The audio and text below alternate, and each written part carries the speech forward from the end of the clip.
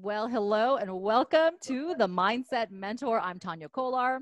Today's show, we are talking about the power of harnessing inner strength to rebound from setbacks and challenges. You know, you are stronger than you think. Now, it takes a little bit of work, right? We need to nourish and strengthen our mindset. So you got to put the work in. But if you feed your mind what it needs, you can tap into that inner power, that inner strength, and rise above your challenges. So I'm really excited about today's show. My guest has truly embodied how to rise above challenges. So joining me in a moment, we're going to say hello to Sue McFadden, Councillor for Ward 10 in Mississauga.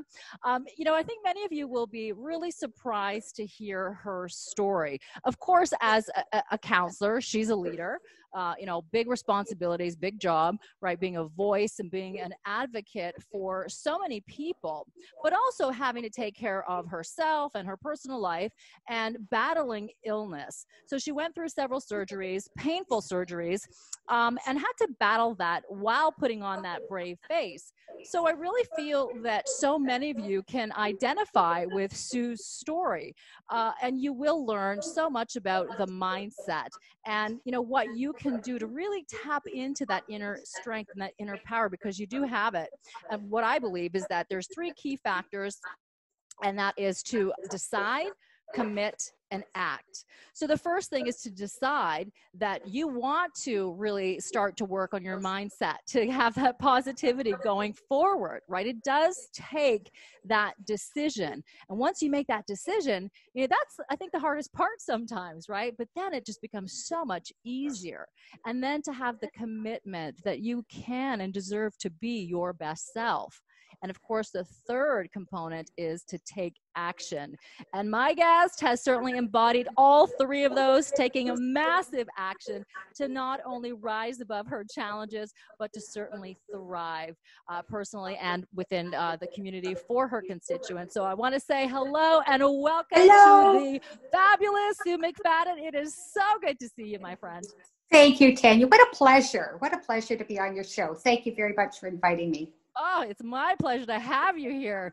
It's so interesting to see the other side of reality, right? Because as a leader, being out there in the community as a city councilor, regional councilor, you have such high expectations that are thrust upon you.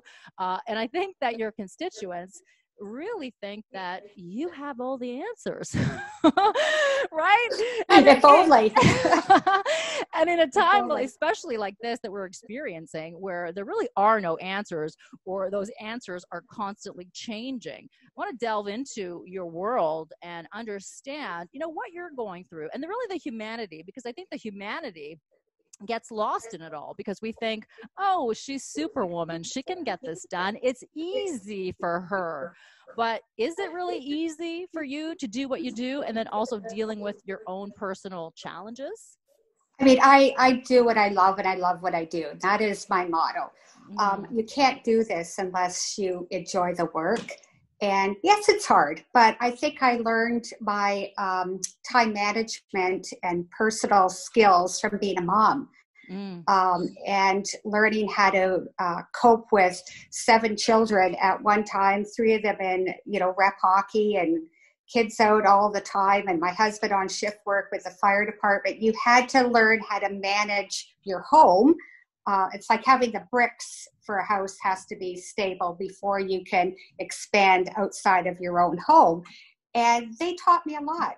My children have learned from me, but I have certainly learned from them. And we do our best in Ward 10, and we work as a team on council. But I agree with you, Tanya. I haven't got all the answers. I'm one person, and I go to the experts. I'm not an engineer. I'm not a parks specialist. I'm certainly not an MP or an MPP. I'm not the police. So I rely on all those people to make me be able to do my job. But saying that, during COVID, I mean, certainly it's been stressful for everyone, and everyone is home.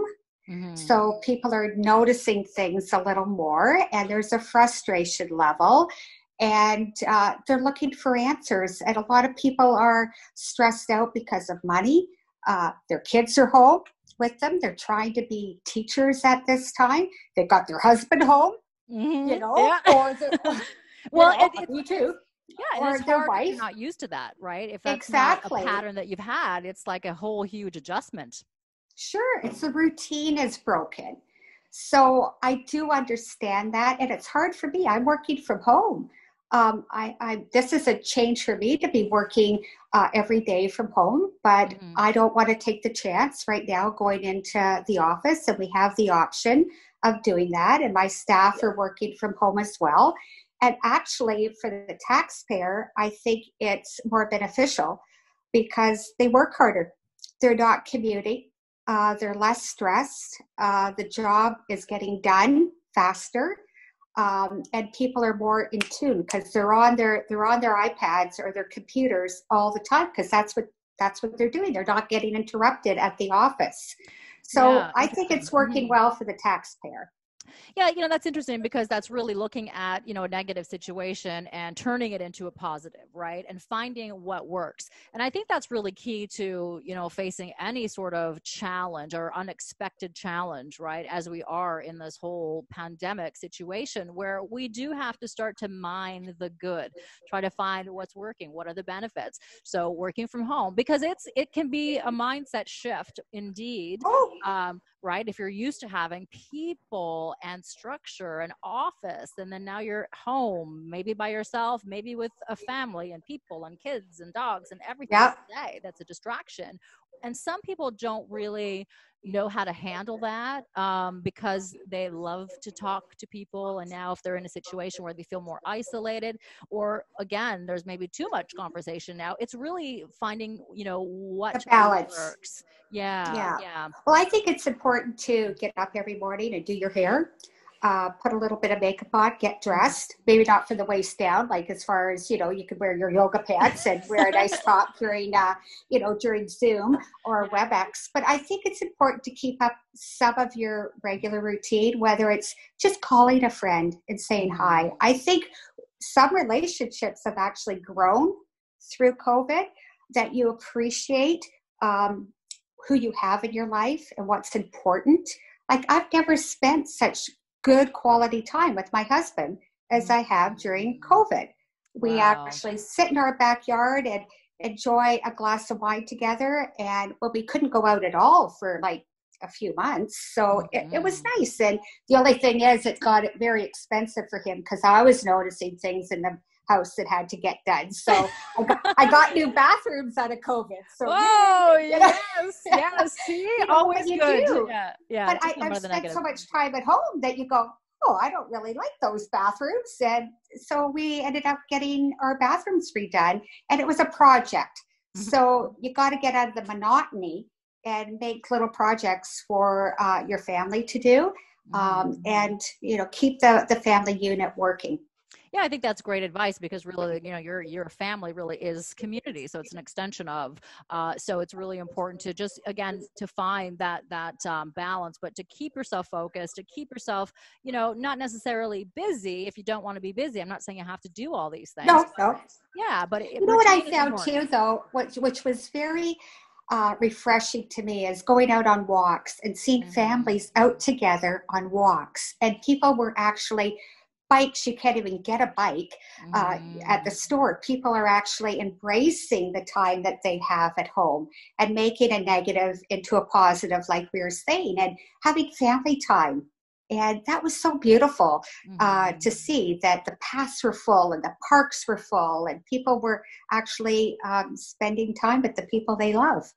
Yeah, it is joyful when you see that. And I think sometimes it's, easy to get wrapped up in the negative emotions, the anger, the anxiety, the stress, the fear. But if we can, let that subside and really just take a look at just the moment, we can really embrace that. So I want to talk about some moments in your life and your journey. You've certainly been, a leader for decades, not only, of course, as a counselor now now in your fourth term. But before that, you held, leadership positions. You've sat on, positions on boards as a leader as well, on committees and what have you. And so there's a lot of responsibility and demand that come from those types of, positions. And I want to go back a little bit further on when you started to realize that for you, you had some health concerns that now started to impact your day-to-day, living and work and what that looked like, and family and all of that. So can you explain a little bit about your health journey and when it started for you? Sure. It really was. I wasn't sick. Like, it's not like I had an illness, because I didn't. I'm great from the neck down. Yes. Yep. Just so you know, positive I'm attitude. really good from the neck down. I'm healthy from here down. I love it. It's called TMJ, and it's the joint in my jaw that, since I was a teenager, used to lock, and I would actually get lockjaw. And then I had to, first of all, get the joint replaced in my early 20s. And from then on, I had 3 other surgeries, and had total joint replacement done twice here in Mississauga. And then it ended up, after the third surgery 7 years ago, I was in such excruciating pain, really until I had my surgery in December, that it was unbearable. It was to the point where I couldn't talk, really. I couldn't eat. I went down to like 100 pounds. I was miserable. I was addicted to painkillers. I put myself into a pain clinic to try and, help myself with that. It was hard. It was hard on our marriage. It was hard on my children. It was hard on my health, because of course you couldn't eat. Mentally, it just about killed me, because there's something wrong, but you can't get anybody to help you. And the unfortunate part of that is that when you have a surgery here in Ontario, in Mississauga, the surgeon was, and he just sends you to a pain clinic. He doesn't want to deal with the fact that there could have been something going wrong with the surgery. He just sent me to get more medication. And that started another spiral. But I was able to still do my job, because I was determined each and every day that I would get dressed, I put on my makeup, I put my dress on, put my high heels on, and I darn well going into the office and I could have wallowed here. I could have probably ended up committing suicide. It was so bad. But I couldn't do that to my family. I couldn't do it to my kids, and I couldn't do it to me, because I got a hell of a lot of work still to do, and I want to see my grandchildren grow up. But it was very difficult. But I have such a great team at City Hall. I have a staff that saw me through the whole entire thing. They saw me through all the surgeries. They covered when I needed it, and certainly brought things to me and told me where to sign, and did everything like that to make sure that our residents didn't feel the pain of me being off work for a couple of months. But my residents were great too. I mean, they're very, very supportive, and I got just numerous emails and texts, and but there's come to a point where they go, okay, like, this is number 3, let's go, like that's enough. And I had to go to the States this time so for to the get third surgery, yeah, go to the States. I had to go down to Dallas. Nobody here would touch me. There's a white coat. Nobody will undo a surgeon's work, especially when he's the head of maxillofacial surgery.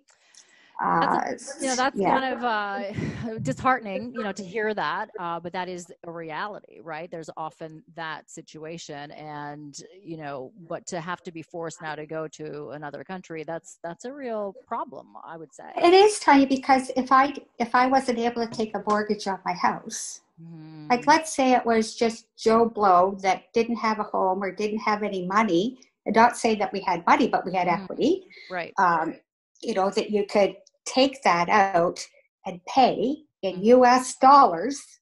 So add another money. 35% to that. But I'll swear on a stack of Bibles, the service that I got down there and the expertise and the care that I got was worth every cent. Wow. Okay, I so felt better coming out of that surgery than I did going in.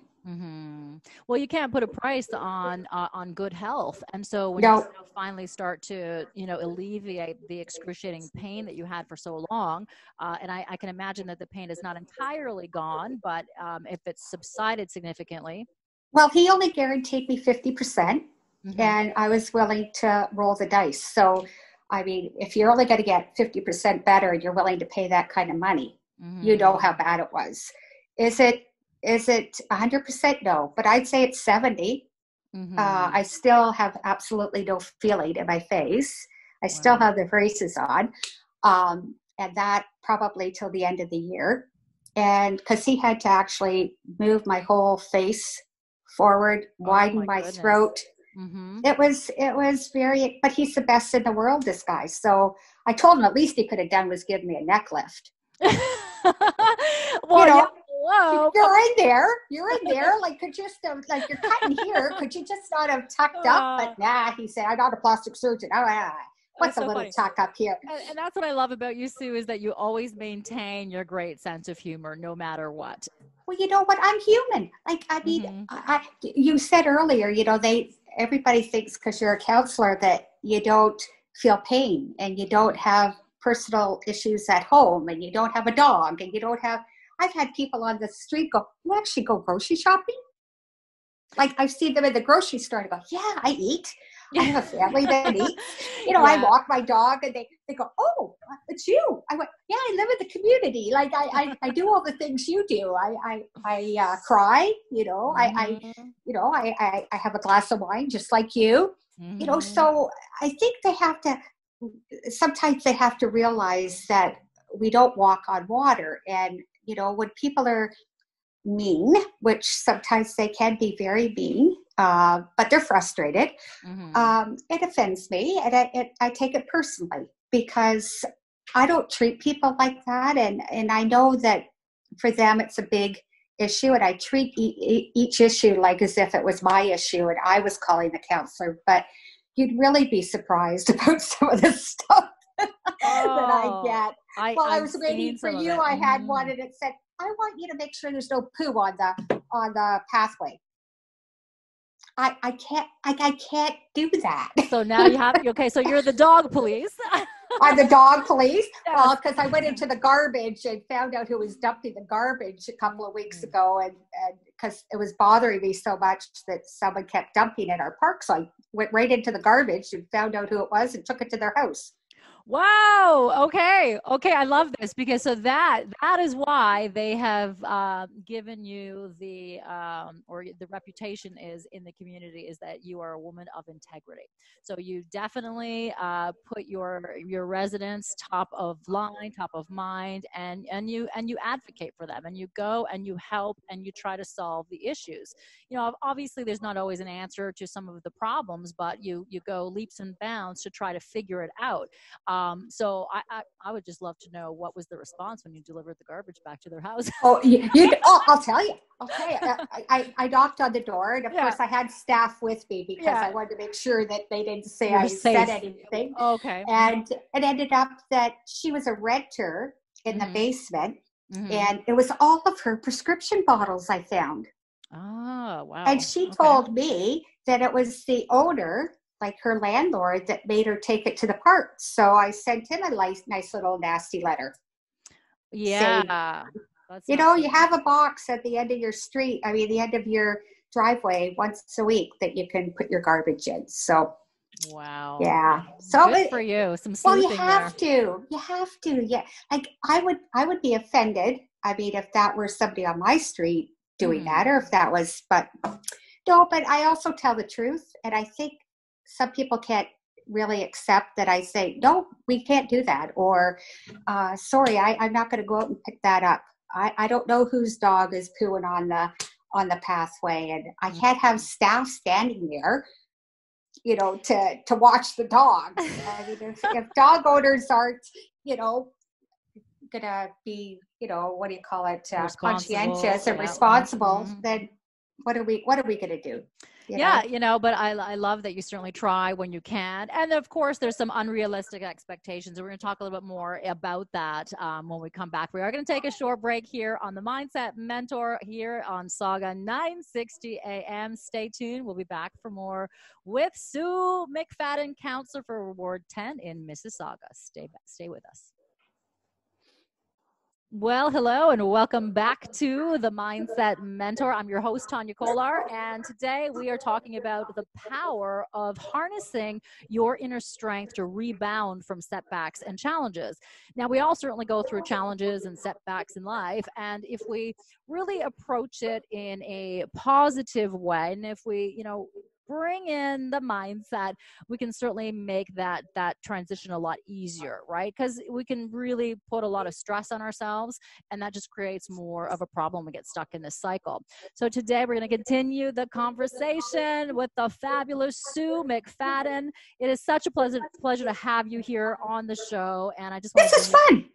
Isn't it fun? It's so good. Listen, I've missed you. We spent a lot of time seeing each other at community events. And of course, those community events are no longer happening, right? Or they're happening virtually, let's say.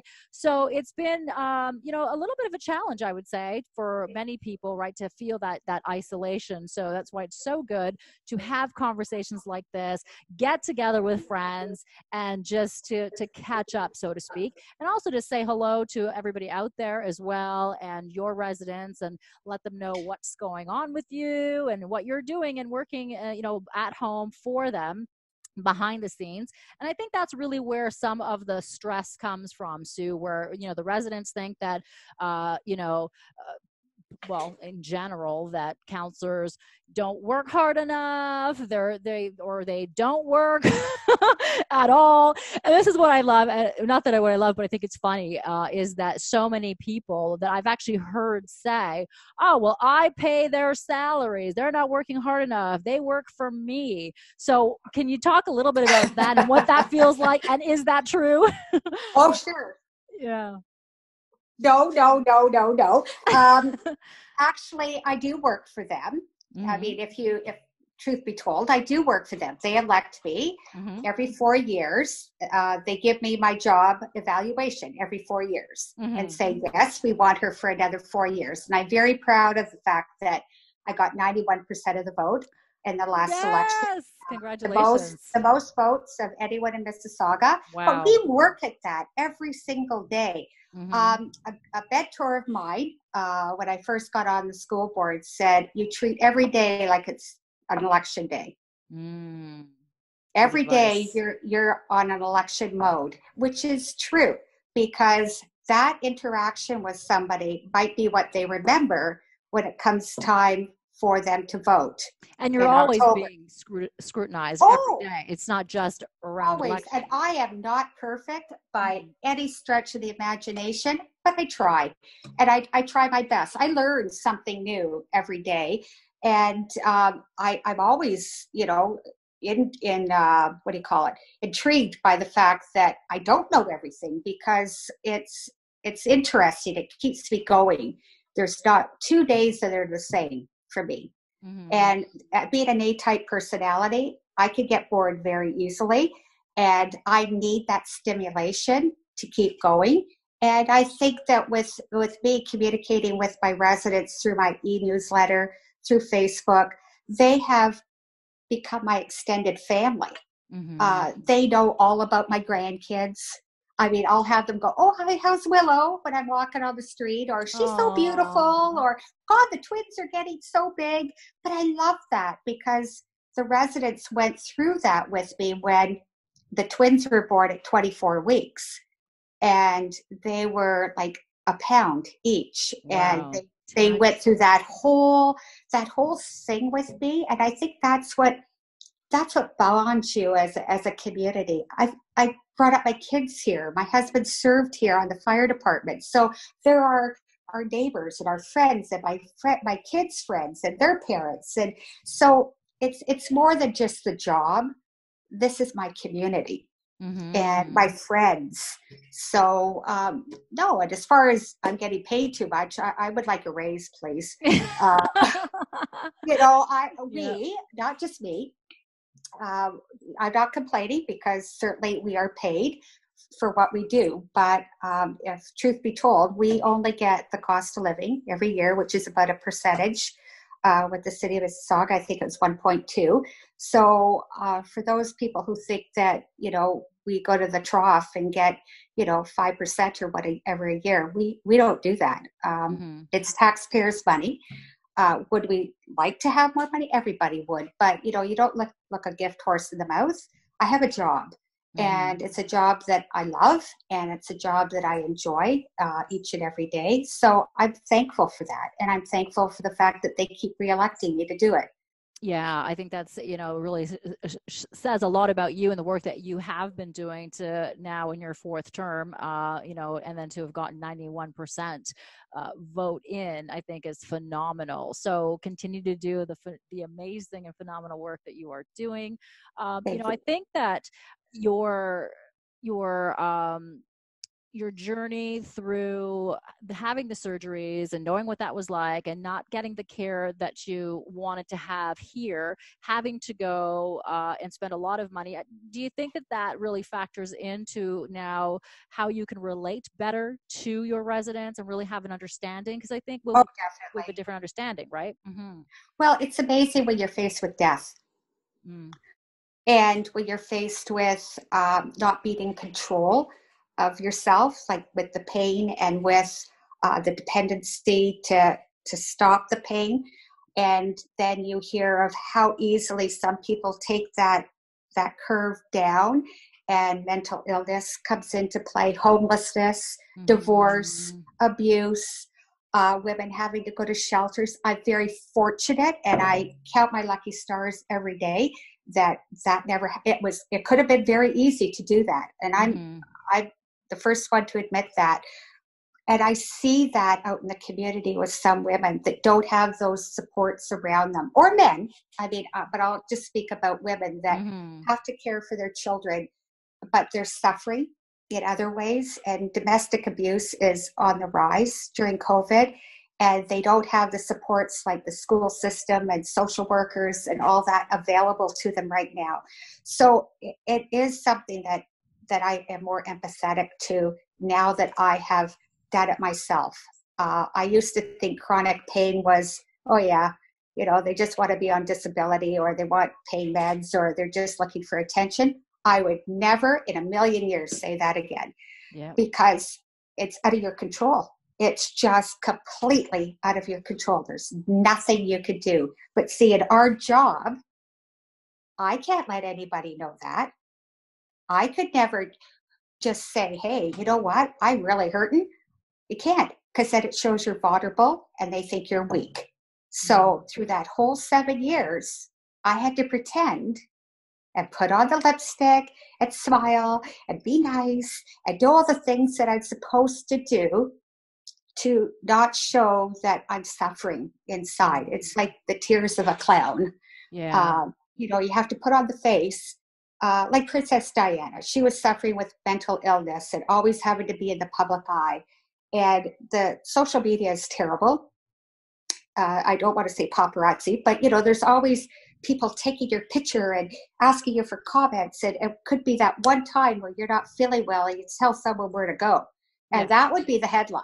Yeah. Not that she's done a great job for 20 years. There would be Sue McFadden told me to go, because she was having a Mm-hmm. bad day. So it was very difficult for me to pretend all the time and still do a good job. I can't even imagine. I mean, that the pressure of that, the both of the physical and the emotional toll.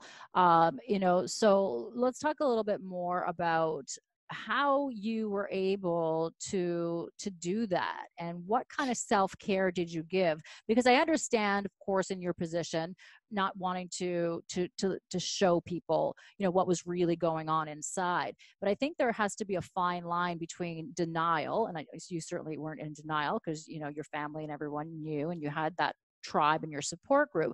But I think it's really important for people at home who might be in that situation where they're putting on that brave face. You have to tell somebody, right? You have to get it out there. You have to start to help yourself. And you have to be realistic. You have to know what's going on and take steps that you can to get forward, to move yourself forward, as opposed to being in denial. So for you, what did that look like? I think it's important for every girl or woman to have a girlfriend. Mm-hmm. Have somebody that you can actually pick up the phone and tell them how you're feeling. And if she's really a good girlfriend, she'll know. Yeah. She'll know. And even if it's a guy friend or a sister, but there's always someone that knows you, that knows you're suffering, even if you are faking it. Because my friends knew, and my husband knew, and my family knew, and even my grandchildren. Oh, Grandma's got to go lay down because her face is sore. I know, Grandma. I'll get you something soft to eat. So they knew, because they said, we could tell you've got your sad face on, Grandma, because you're sore. So we're not fooling anybody, really. But I would always say, get help. Oh my God, get help. Like, I was at my wit's end, and I had to go to Dallas, Texas to do this, but it's where I'm still going every 6 weeks to see the surgeon. Wow. Oh my goodness. Okay. So it's still an ongoing yeah, like these are on till the end of the year probably, but it costs braces. That's what you're referring to. So now this is now your 5th set of braces in total? Yeah, 5th. Yeah. Wow. Okay. That's a lot. So it's the $1 million mouth here. Yeah. With the $1 million smile. There you go. $1 million mouth. Yeah, that's for sure. But wow. Yeah, the bionic woman here. But yeah, so that's all I'd say is get help. And no matter where you have to go, what you have to do, there's so many professionals out there that'll help you, and don't be ashamed of it. You know, I certainly thought twice about getting help for the pain. I did. Like, you feel like a junkie.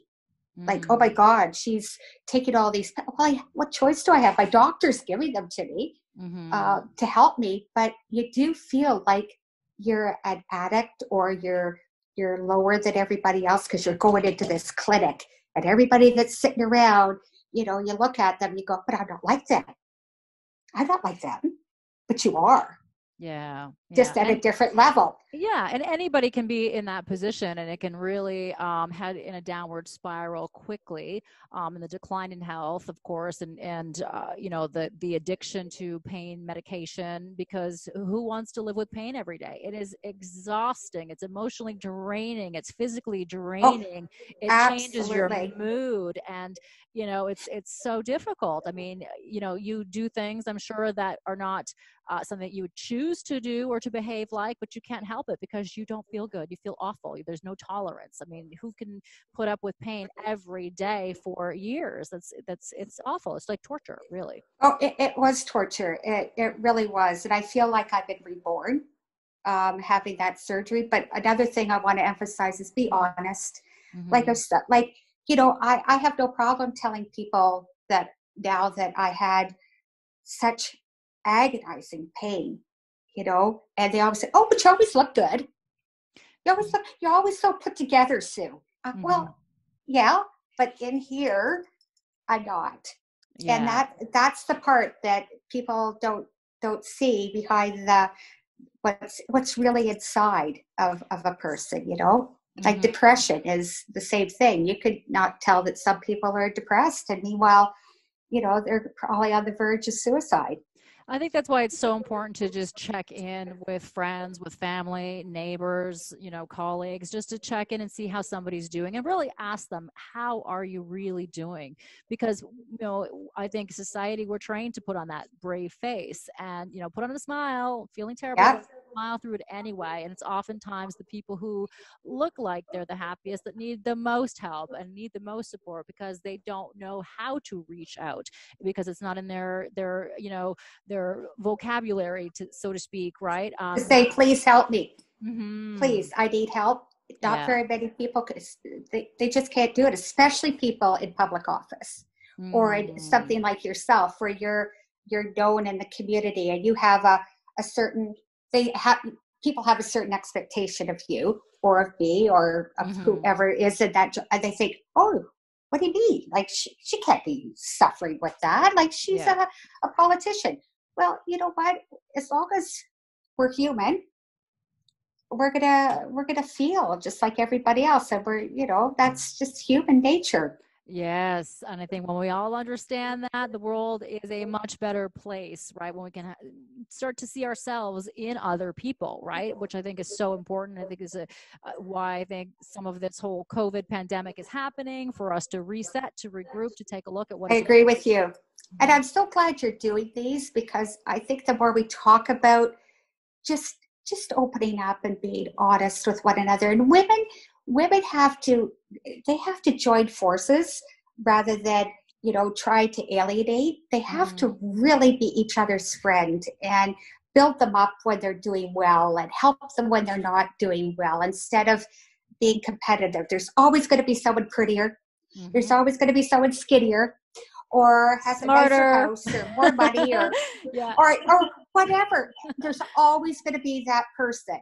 Like, maybe they don't have children and I have children. They might be jealous because I have I don't feel that. Like, I envy someone like yourself, that has this, this great career, and you're talking about things that I wish we were talking about 20 years ago, but it should have been talked about. So you have something I don't have. I have something you don't have. 100%. Yeah. Right? So we all have something to give to one another. So we should embrace that. I totally agree with you. I think that we can recognize the greatness in others, but we don't recognize it within ourselves. And I think that's where people are like, oh, well, I wish I had that. But you have it. Everybody has that beauty within, and that beautiful light that they have to share, and the gifts and the talents that nobody else has, right? That's right. It's beauty is in the eye of the beholder. Some men like this, some men like that, and same with women. Like, who do we choose as our partners or our friends? We're attracted to certain people. And I find in this job, I've become more tolerant and more accepting, because I've learned so much about the diversity in our city as well, and the cultures, and like, it's just been beautiful. It's just been a wonderful experience. And if nothing else, over my career, I think getting to know the number of people that I've gotten to know in the city and through different events, it's just been great. And you were speaking about the events earlier, and I wanted to make a comment, and that is, yes, we're not doing that. We're not going to events, but I think the city of Mississauga residents and businesses have been so kind and so supportive and so generous during COVID. I'm so proud of them. I can't even begin to explain the number of donations that these people are getting, these community groups, from companies that have never donated before, just to help, just to feel like they're doing their part. And I want to say thank you to all of them. We don't need the fancy dresses and the rubber chicken dinner, we really don't. We need your money to help people in intern place and domestic abuse and children's aid. Like, we need that money, or else these charities can't survive. So don't bother with the chicken dinner. Just send your money and, make a donation. Yeah, every bit makes a huge difference. And when everyone can come together collectively, the impact is seen, for sure, seen for years down the road, and how it really helps to build that community. So I love that. And thank you for sharing that. We're going to take another break here on the Mindset Mentor and back and continue the conversation on harnessing inner strength to rebound from setbacks and challenges. Stay tuned. Hello and welcome back to the Mindset Mentor. I'm Tania Kolar. We are continuing the conversation on harnessing your inner strength to rebound from setbacks and challenges. We certainly always want to go up. We want to rise up, but of course, when we rise up, we fall down, and then we continue and we keep rising up. So life is a cycle. So we have to try to maintain that sense of positivity, strengthen and condition our mindset mindset so that we can enjoy the ups and the downs, right? And when we're in those down moments, just know that you will rise again. I think many of us can certainly relate to that right now in this moment in time, right? Rising above the challenges. We've all been forced to take another look at our lives. So we're going to continue the conversation with Councillor Sue McFadden from Ward 10 in Mississauga, working very hard at home, quite busy. And it's interesting, Sue, because a lot of people are thinking, well, you know, there's not a lot going on. Restaurants are closed. The community is shut down, essentially. So what kind of work are you doing at home is the question, right? You know, I've never been busier. I'm telling you, like, honest to God, I've never been busier than I have been since we've been at home. So, of course, our big project is the 9th line with all the development going on there. And, of course, my community center. Talk about challenges and going up and down. That has been like up and down. That's my 10-year pregnancy over there. Oh, wow. Yeah, that's a big one. It's going to be a big baby. Yeah. Yeah, it is a big baby. We've had, you know, to go through so many hurdles to get that built. And you go through a lot of, so many issues and money and budgets. And finally, after 10 years of doing all the behind the scenes work, it will be opening hopefully in May, depending, of course, on what's going on in COVID. But it was such a wonderful project to work on with the community. And, you know, I certainly tried very hard to let people know that this is their community center. It's not my community center. So I wanted to make sure that the things that they felt were important are the things that we put into that community center. So for the first time ever, we have foot washing stations in our community center. The only community center in all of Mississauga that has one. And now they're looking at having them in future community centers because of our changing demographic. So that is in the Churchill Meadows Community Center. And we actually have a curtain that'll go down the middle of the pool so that we can have a woman's only swim because of the cultural need in the community. It's not saying that that's the only demographic, but it's a part of our community. So you have to have everybody feel like the community center was built for them. And we have a triple gym because we have so many high schools that need graduation space. We have Ramadan there, we have Eid, we have Diwali. So I want to make sure that we can accommodate the people and not have to send them out of our own community to rent a space at a hotel or a banquet hall. I want them there celebrating. Oh, I love that. Makes so much sense. So hopefully we'll get that all done by May and open it up.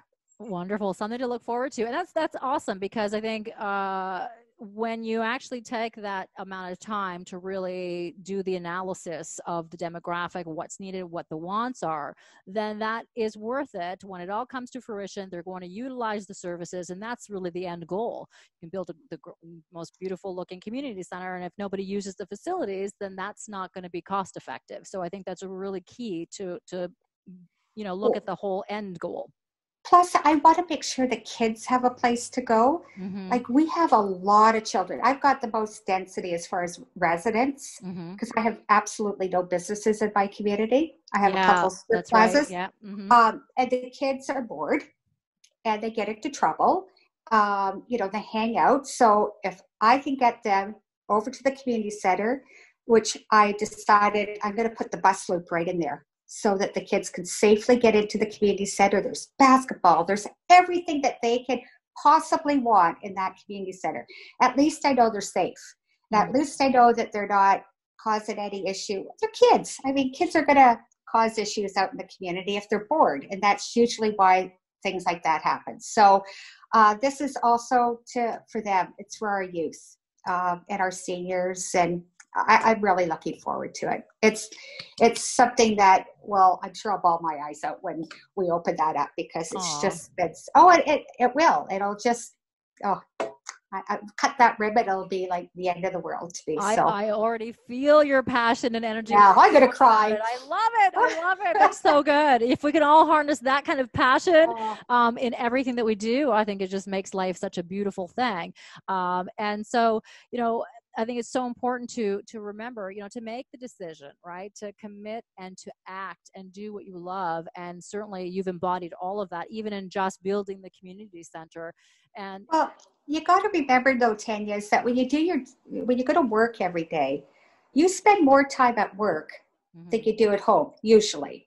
So if you don't love what you're doing each and every day, can you imagine how depressing that must be, and how hard that must be on your mental health, and how it is hard to stay at that level of, I'm so excited and I want to go to work and I want to do the best that I can.